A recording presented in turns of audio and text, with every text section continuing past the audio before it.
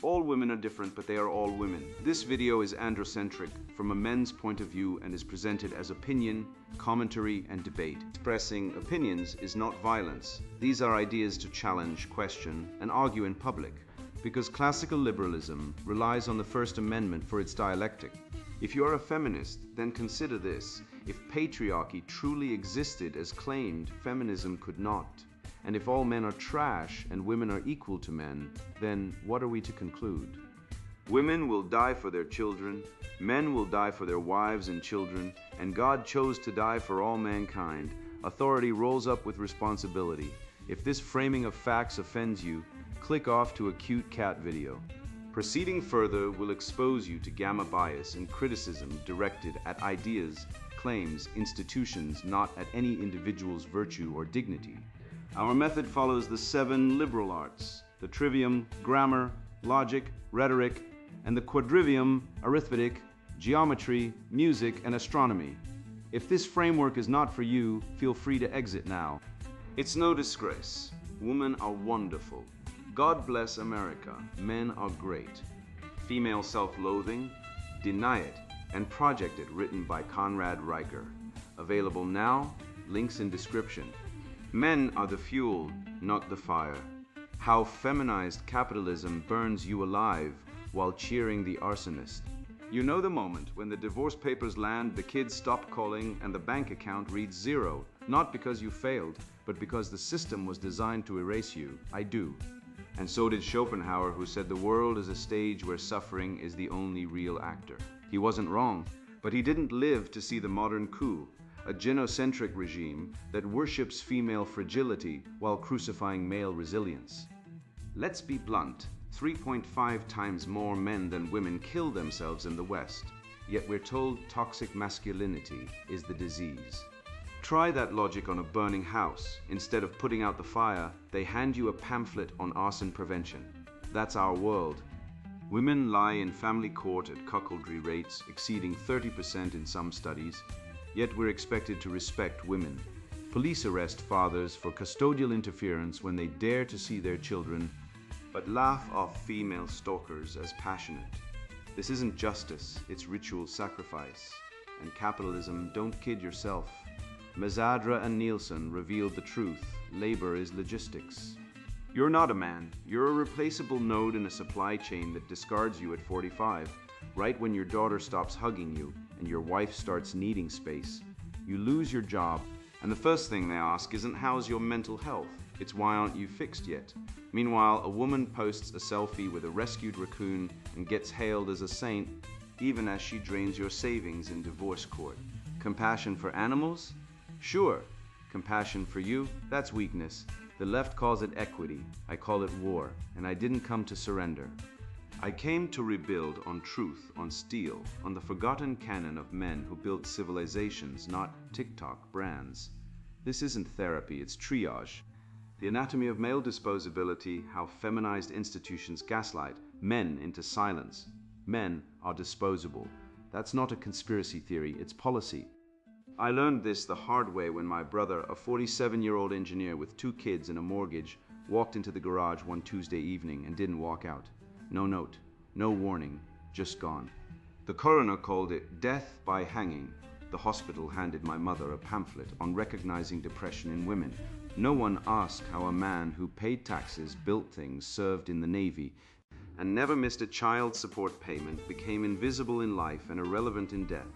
In the US, men kill themselves at 3.5 times the rate of women. In the UK, it's 3.2.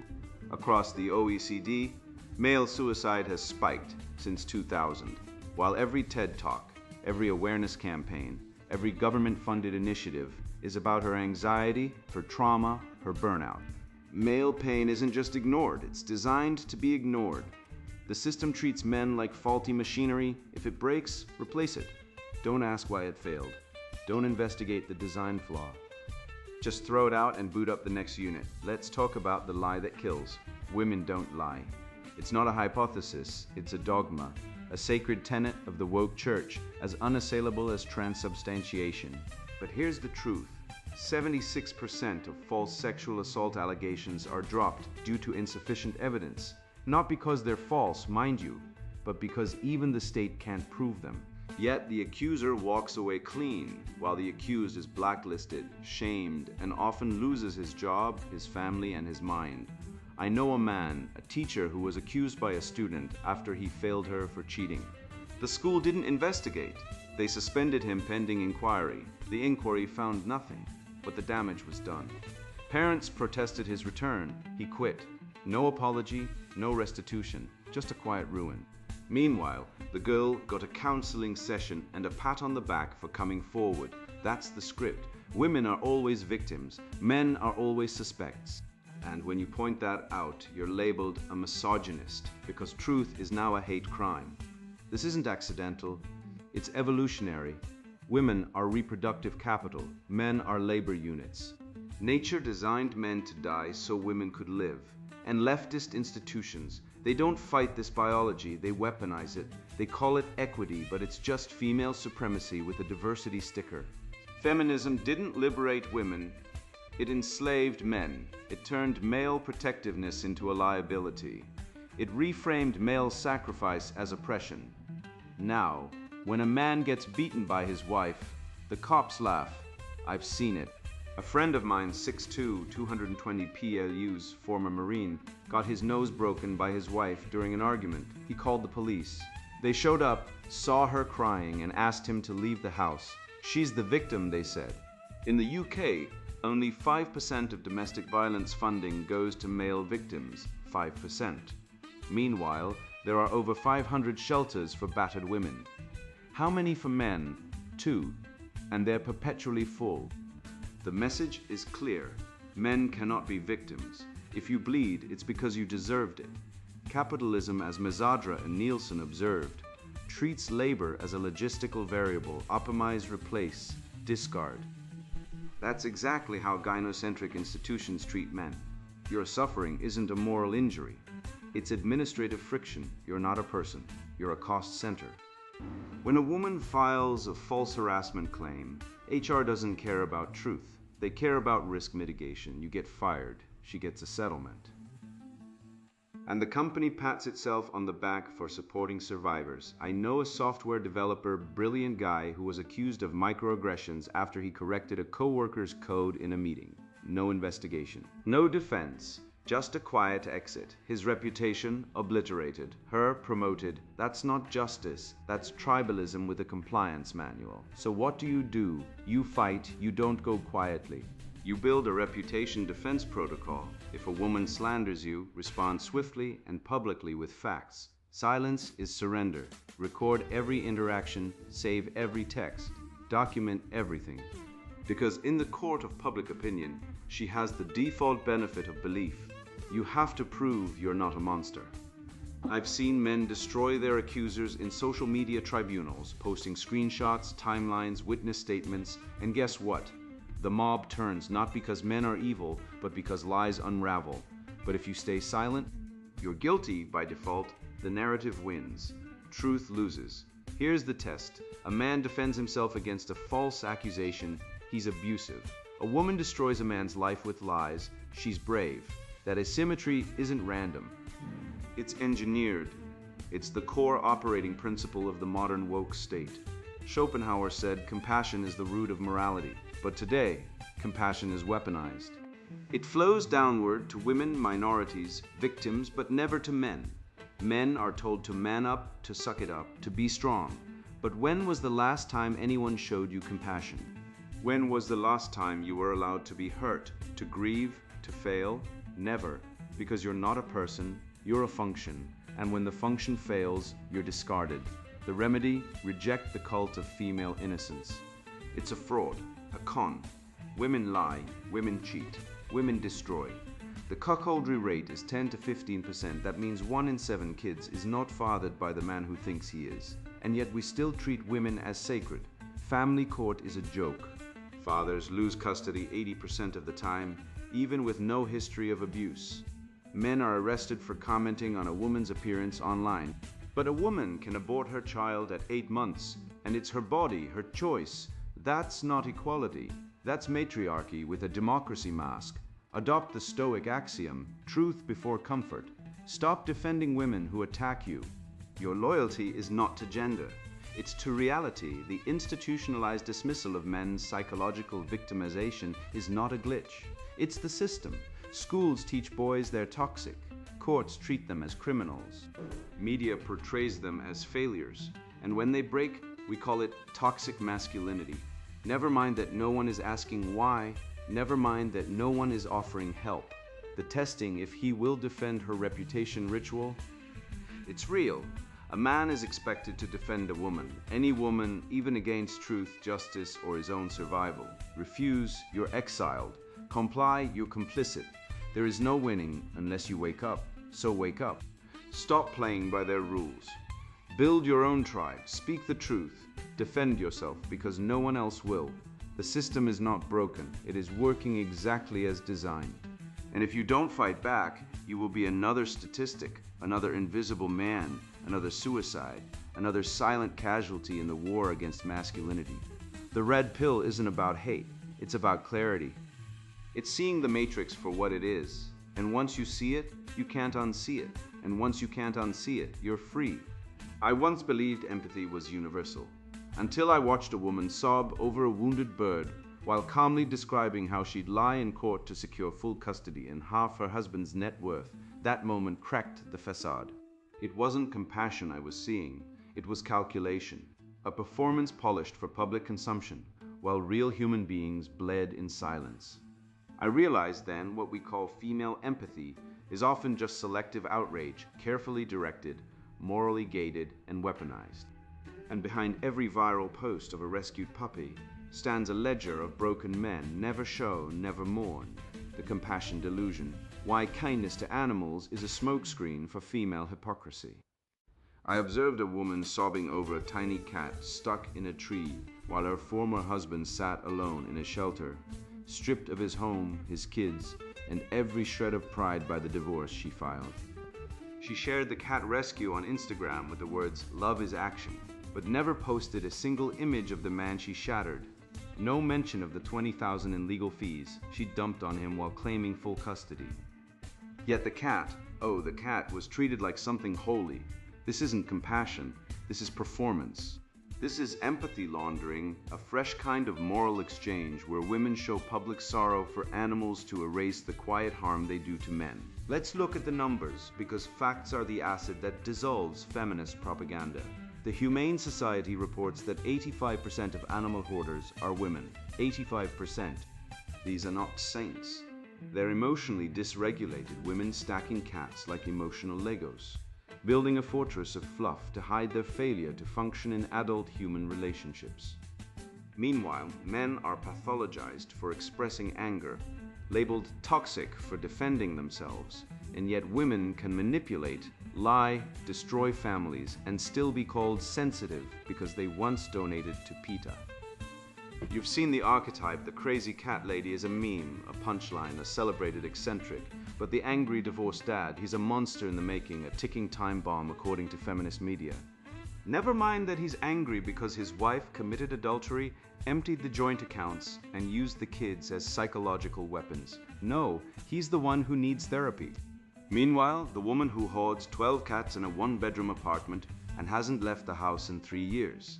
She's quirky. She's passionate about animals. She's not being held accountable for her emotional parasitism. Go to any film festival and watch how Hollywood frames female violence. Jennifer's Body, a demonic cheerleader who lures and kills boys framed as a feminist revenge fantasy. Gone Girl, a woman who fakes her own murder to frame her husband, celebrated as brilliant, complex, a masterpiece of feminine rage, but show a man defending his property or children with equal ferocity, and he's a domestic abuser. The double standard isn't just obvious, it's engineered.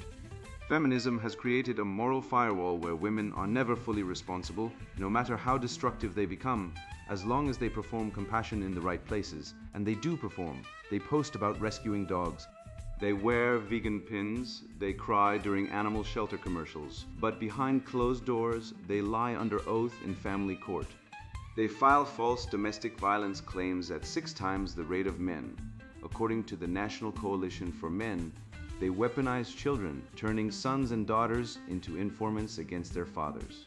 They support no-fault divorce, alimony without accountability, and parental alienation, then turn around and claim moral superiority because they adopted a rescue cat. This is not compassion, this is moral arbitrage. Women exploit the human instinct to care for the vulnerable animals, children, minorities, to mask their exploitation of other vulnerable groups, men in family courts, male co-workers, falsely accused of harassment. Fathers denied access to their kids. They trade in emotional capital like stockbrokers, selling kindness to animals to buy immunity from criticism. It's a con, and men are the suckers. Schopenhauer saw this coming.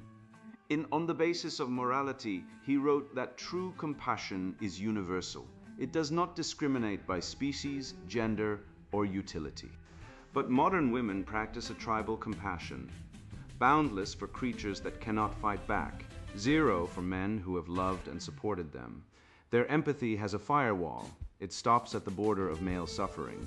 A woman will donate 50 to save a seal pup from ice melt, but won't return a 20 bill she found in her ex's glove compartment. That's not virtue. That's virtue signaling, a performance to avoid introspection. And the worst part? Men have been brainwashed to fall for it. We've been taught to observe if he's kind to animals as a dating test. But what about observe if she's fair in conflict? Observe if she keeps her word. Observe if she admits fault. No, instead we're told to watch how she pets a dog, as if that means she won't destroy your life in divorce court. It's a trap, a feminist Trojan horse. Because kindness to animals requires no accountability. Justice toward humans does.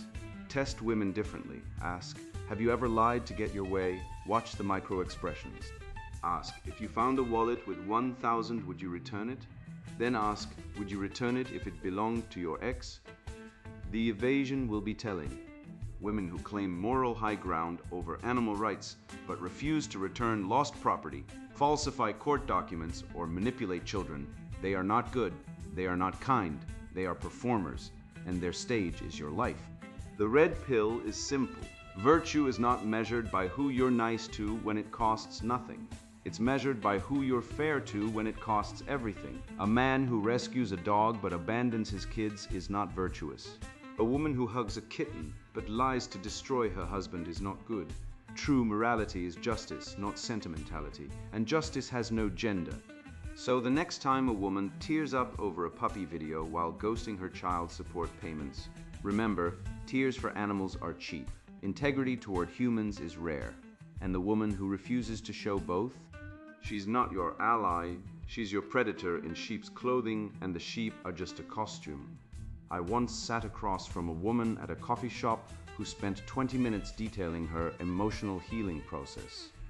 After losing her part-time job at a wellness boutique while posting selfies with captions like "the universe provides," and it struck me, no man would ever get away with that.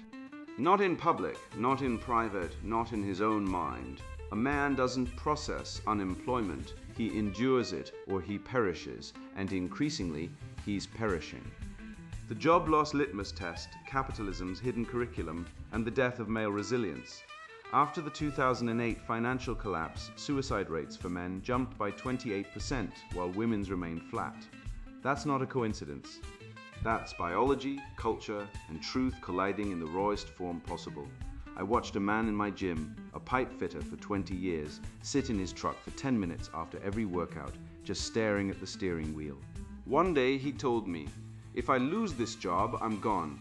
My wife will remarry in 6 months. The kids won't miss me. I'm a walking utility." He wasn't being dramatic. He was reading the data. CDC reports confirm it. Middle-aged men are 8 times more likely to die by suicide after job loss than women. Why? Because men tie worth to function, women tie worth to feeling, and the system rewards the latter while punishing the former. When was the last time you saw a viral TikTok of a woman sobbing because she got laid off, only to post 3 days later about healing through crystals? Meanwhile, men are expected to be stoic, productive, silent. But here's the twist. This isn't about strength, it's about survival. And survival under late-stage capitalism isn't about grit, it's about logistics. Jordan Peterson once said, "Clean your room," sound advice. But let's be real.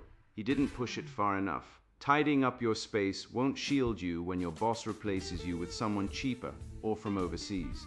What actually keeps you standing is knowing how many meals you've got stocked, the exact balance in your backup fund, and who picks up when you call in the middle of the night without hesitation.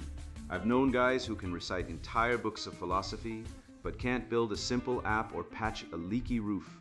They're smart, sure, but helpless when the real world hits. I once faced a PhD in philosophy who told me that if he lost his job, he'd sit quietly and rethink his path. I told him, dude, peace and quiet won't stop the bank from taking your house. You need a plan, not a chant. He stared at me like I'd thrown cold water in his face. Good, that wake-up call was overdue. Let's talk numbers. 70% of men over 40 have less than 5,000 saved. 70%.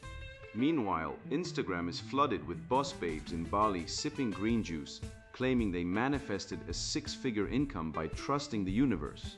One of them actually posted, "Money flows to me because I'm aligned with abundance." I checked her profile. She's 26, lives with her parents, and sells 17 PDFs on feminine energy wealth. And men are supposed to compete with that narrative. The system isn't rigged, it's designed. It rewards emotional performance in women and punishes logistical failure in men. When a woman fails, she gets a support group. When a man fails, he gets a no-call, no-show from HR and a LinkedIn post about new beginnings. But it doesn't have to be this way. I know a guy in Toledo, real name, Mark, who got laid off from a warehouse job in 2020.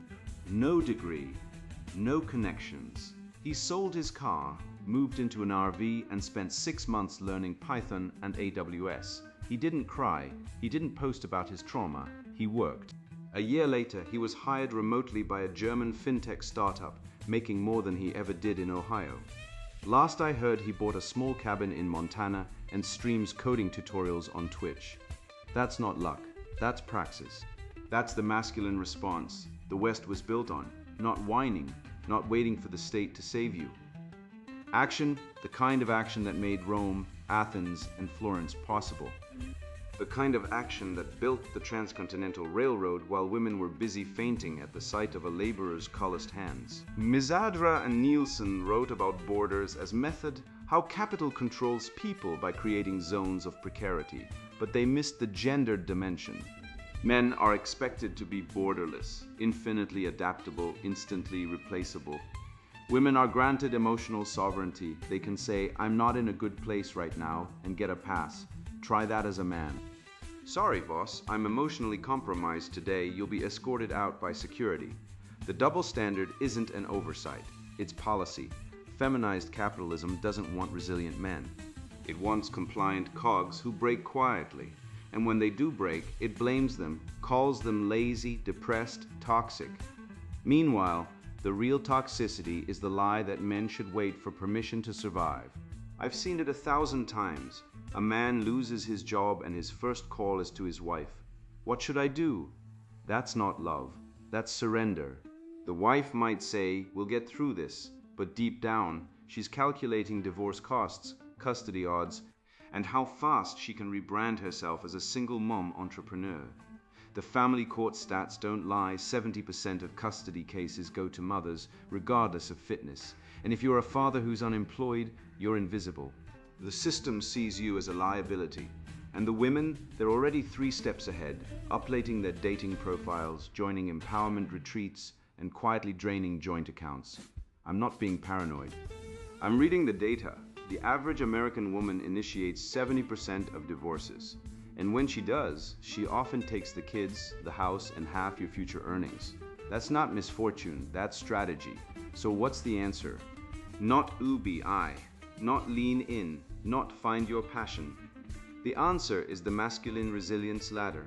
Step 1, have 6 months of expenses in cash, not stocks, not crypto, cash. Step 2, build a side income that doesn't rely on Uber or DoorDash, something real like coding, welding, or consulting. Step 3, cultivate a network of loyal men, not hustle buddies who ghost you when you're down, but brothers who will lend you a couch, a tool, or a gun if needed. Step 4, train your mind like a Spartan. Read Epictetus. Practice cold showers. Stop outsourcing your psychology to therapists and TikTok coaches. Step 5, have an exit plan, another country, a bug-out location, a second passport. Because loyalty to a nation that discards you is stupidity. Capitalism doesn't hate men, it hates weakness. And feminization, emotional dependency, performative vulnerability, financial illiteracy is weakness. The left knows this. That's why they push UBI to turn men into permanent wards of the state. Feminists know this too. That's why they preach marry rich and let him provide. Both ideologies aim to disarm men, to make them dependent, to erase the masculine spirit that built cities, cured diseases, and put men on the moon. I say, hell no. The logistical man, the one who plans, adapts, and acts, is the future. Not the weeping academic, the TikTok guru, or the divorced dad begging for visitation. The man who survives isn't the one who feels deeply.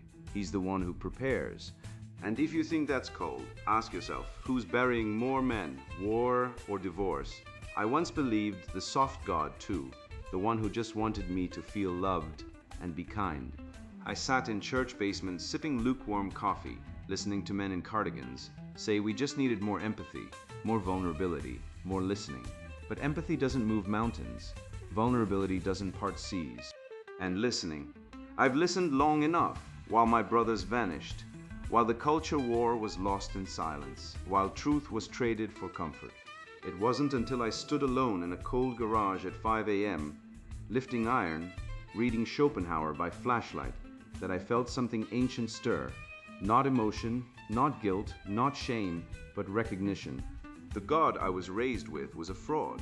The real one was buried under centuries of feminine sentimentality, repackaged for women who wanted a divine teddy bear instead of a king. And if we're going to rebuild, we start by digging him up.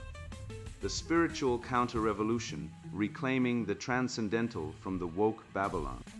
God is dead, Nietzsche wrote, and he wasn't wrong, but what he didn't say was who killed him. It was the committee, the diversity panel, the HR department, the woman crying in the Zoom meeting because her privilege made her uncomfortable. The real God, the one with thunder in his voice, fire in his eyes, and zero tolerance for weakness, wasn't killed by atheists. He was replaced. Downgraded, recast as a gender-fluid therapist with a latte and a trauma bond. And now men are spiritually homeless. 68% of young men say they feel abandoned, not by God, but by the institutions that were supposed to point them to Him. Churches? Full of women and emotionally constipated men who think spiritual maturity means not swearing and liking acoustic worship music. The divine has been neutered, and when the divine becomes feminine, order collapses. The Old Testament God didn't ask for your feelings. He didn't care if you felt safe. He demanded obedience. He parted seas, drowned armies, and struck men dead for looking the wrong way at the ark. That God didn't apologize. He judged. And judgment is masculine. It's decisive. It separates wheat from chaff, strong from weak, true from false. That's why the left hates him. Because a man who bows to that God cannot be guilt-tripped into paying child support for a kid that isn't his. He won't kneel for a pronoun. He won't whisper-scream, "I'm sorry" in diversity training while some 22-year-old intern with a nose ring tells him he's complicit in systemic oppression. The real God doesn't care about your feeling. He cares about your character, and character is forged in fire, not in a circle of affirmation.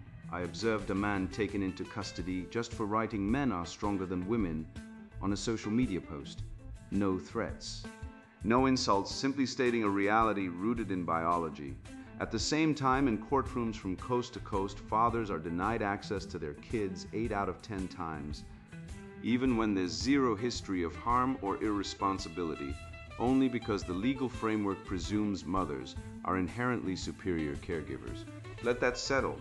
You can be a present, responsible dad, support your family, show up every single day, and still be seen as a threat.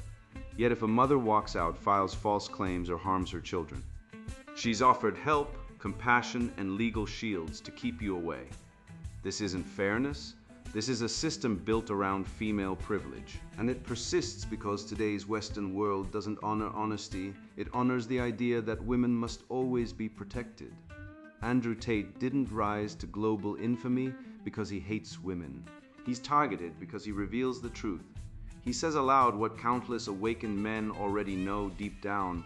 Women deceive, exploit, weaponize emotion, and use institutions to gain power and money. He doesn't whisper it.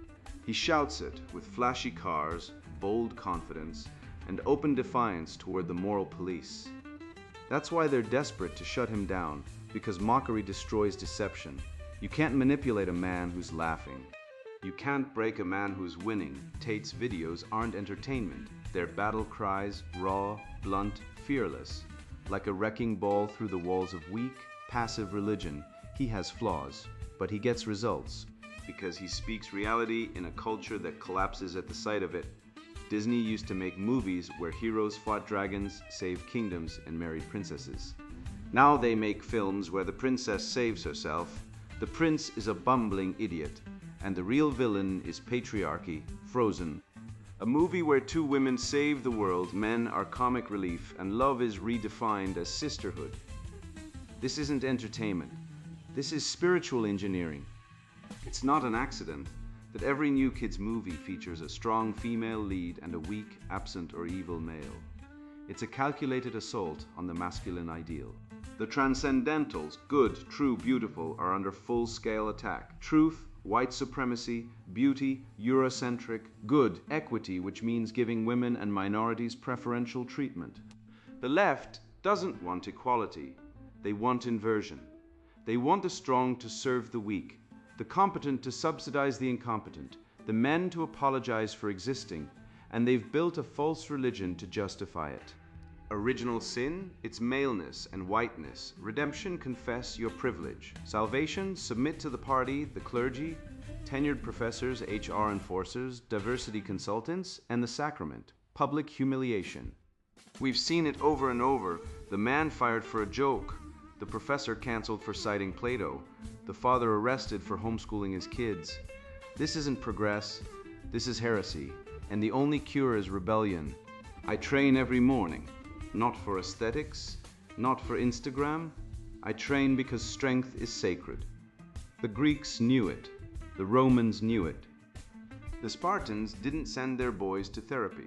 They sent them into the wilderness with a knife and told them to survive.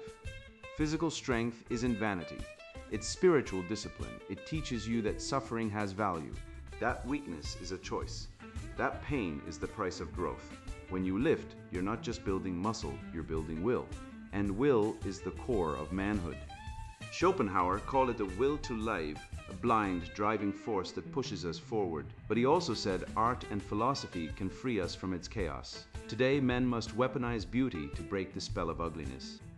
Listen to Beethoven, not Billie Eilish. Look at Michelangelo's David.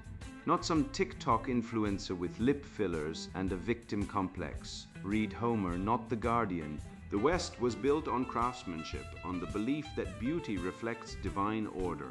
When you see a Gothic cathedral, you don't think how pretty. You feel small, you feel awed. That's the point. Beauty should humble you. It should point you to something higher. But the woke don't want you humbled, they want you guilty. So they replace cathedrals with rainbow flags and the Iliad with pronoun drills. My remedy, build monasteries. Not literal ones, though I wouldn't hate it. I mean, male-only spaces, no women, no HR, no diversity training, no apologies, just truth training and transcendence.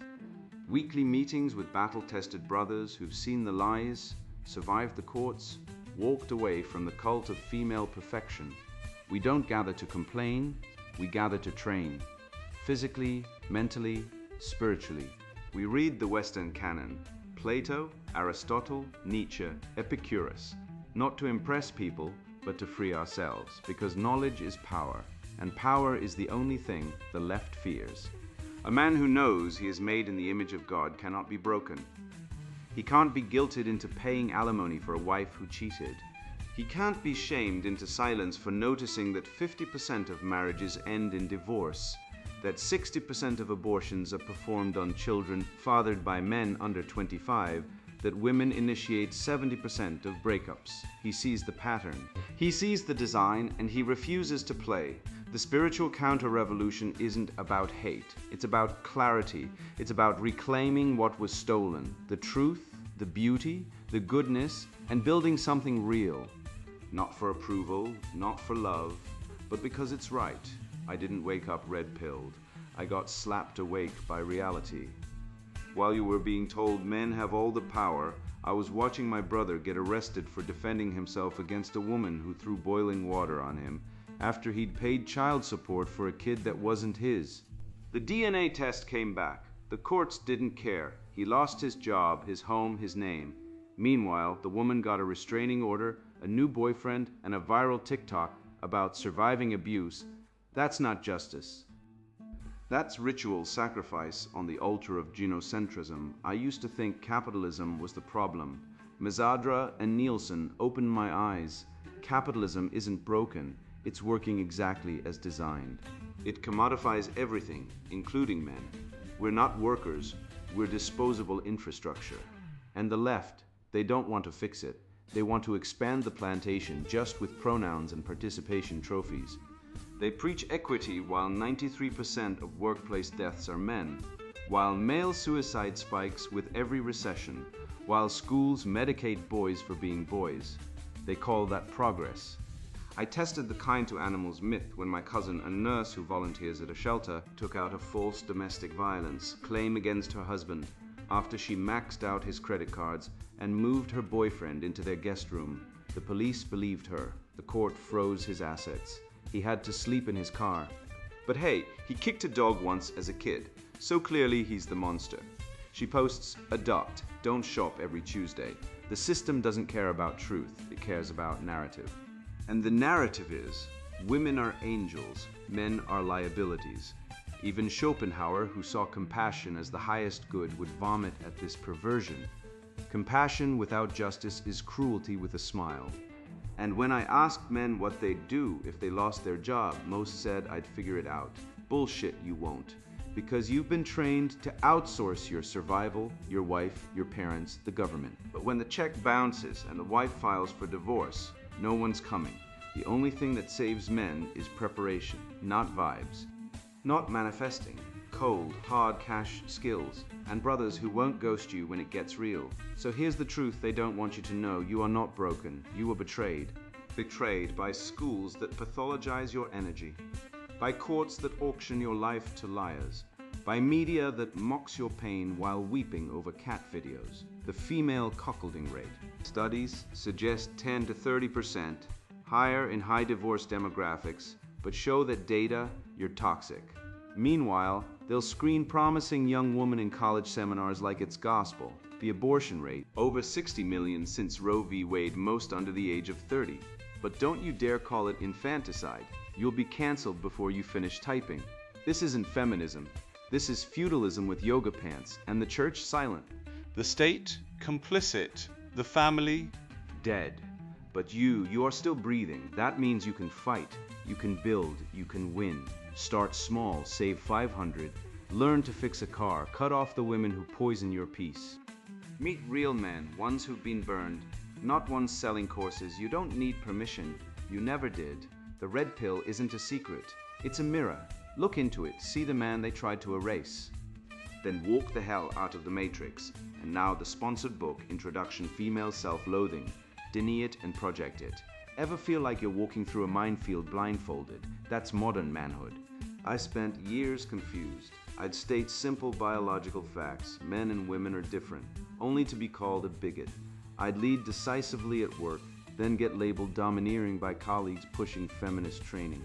I watched friends crushed in divorce courts, stripped of assets and children despite doing everything right. Something wasn't adding up. The constant male blame felt like a smokescreen. Then I saw the pattern. This book cuts through that fog. It exposes the core rot. Deep female self-hatred, denied daily, then projected outward as male toxicity.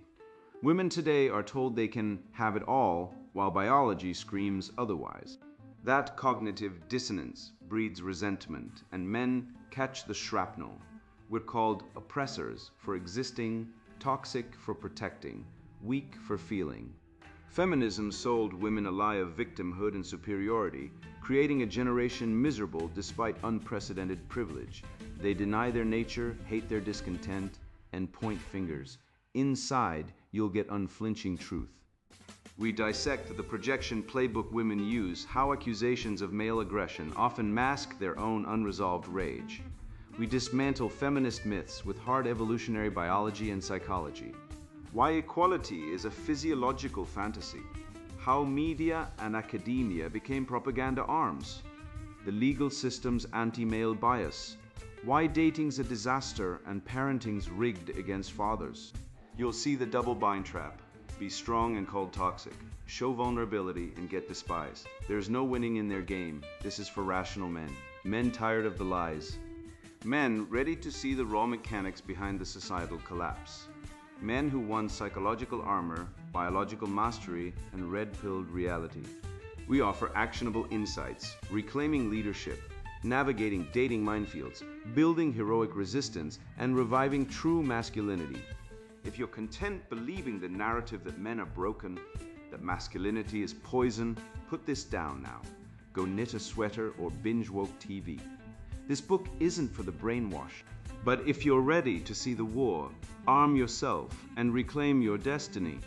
Read on, your sanity depends on it. Female Self-Loathing, Denied and Projected, written by Conrad Reicher. Buy now. Links in description.